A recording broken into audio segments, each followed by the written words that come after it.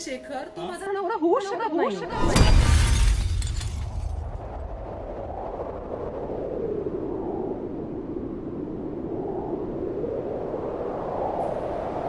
अरे बोल, काय झालं? पुढे बोल,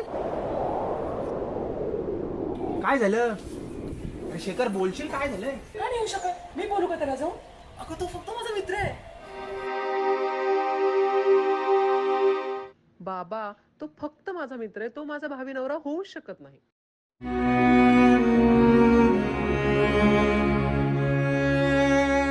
माझ्या मनात शेखर विषयी काही फिलिंग्स नाहीयेत की जो तो माझा भावी नवरा बनेल. काही काय बोलतायत? असं होऊ शकत नाही. अगं, आम्ही फक्त मित्र आहोत.